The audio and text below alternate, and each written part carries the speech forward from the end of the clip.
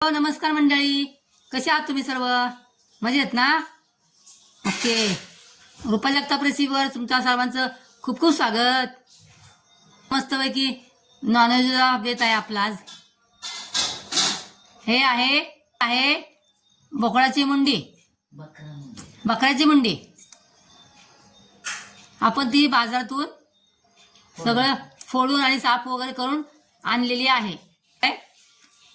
5-6 पाण्यामध्ये एकदम स्वच्छ धुवून घेतलेलं आहे आणि त्याला थोडीशी हळद आणि मीठ लावलेलं आहे. असा आपल्या कमरेसाठी, पायासाठी, कंबरदुखी, गुडघेदुखीसाठी खूप असा चांगला असतो, उपयुक्त असा. बाळंतणीसाठी खास करून स्पेशल बनवला जातो मुंडीचा रस्सा. आपण इकडे कढईत गॅसवरती कुकर ठेवलाय, त्यामध्ये आपण कांदा टाकलाय. त्यामध्ये आता आपण तेल टाकायचंय.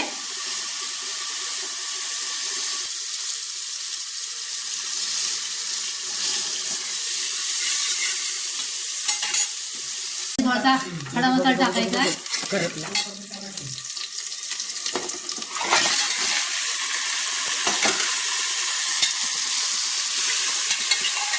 पण चांगले भाजून घ्यायचंय. माझ्या बहिणीचे किचन आहे, माझ्या बहिणीकडे आलेली आहे. त्यावर पण खडा मसाला टाका थोडासा. टाक मारून थोडी.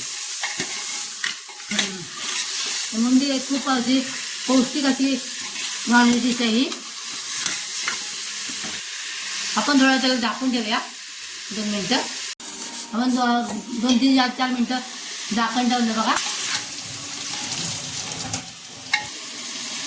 किती शिट्या द्यायच्या?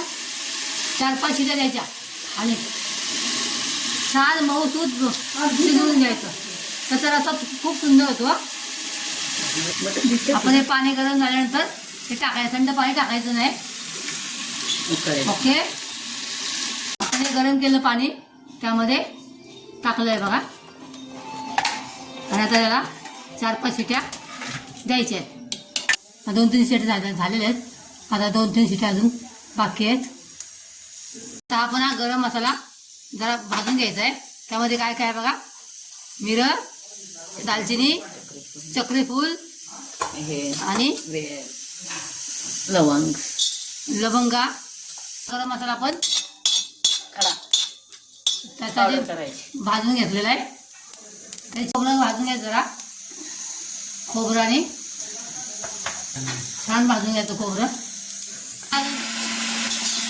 चांगलं भाजून घ्यायचा. मसाला वाटून घेतलाय.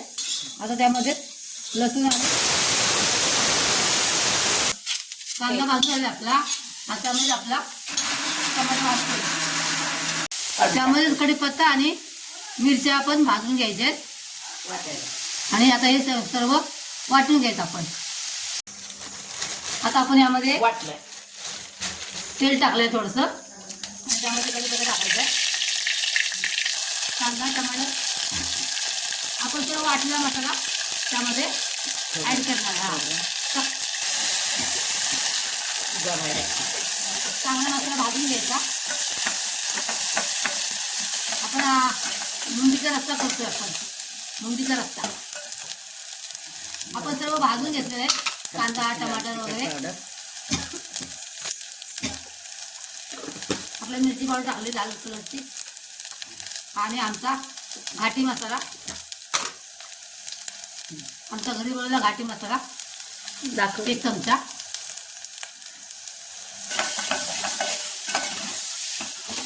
छान भाजून घ्यायचा तो. आपण हे शिजवून घेतलं मुंडीला. त्याच्यावर थोडंसं आणि पाणी त्यामध्ये टाकायचं.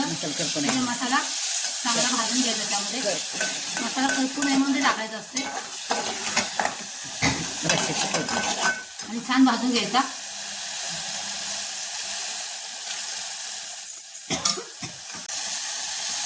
आपण हे मुंडीचं शिजलेलं मटण त्यामध्ये टाकायचं थोडं.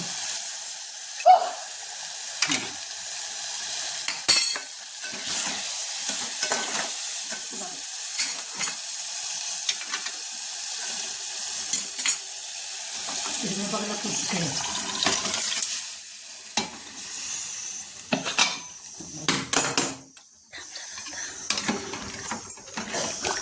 खूप सुंदर शिजलंय बघा. ते पूर्ण हड्ड्या वेगळ्या झाल्यात बघा. त्याच्या पूर्ण शिजलं असं चांगलं की मग ते छान लागतं बघा.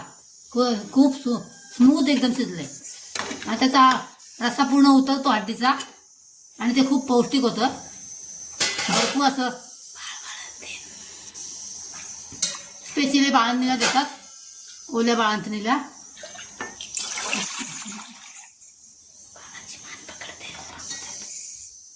कालवा आपण टाकलेला आहे. त्या छान उकळ्या काढायचे आणि भरपूर कोथिंबीर टाकायचे आणि आपला मुंडी रस्सा तयार होणार आहे थोड्याच वेळात. आता झाले. असा आपला मुंडी रस्सा, झणझणीत मुंडी रस्सा तयार झाले बघा.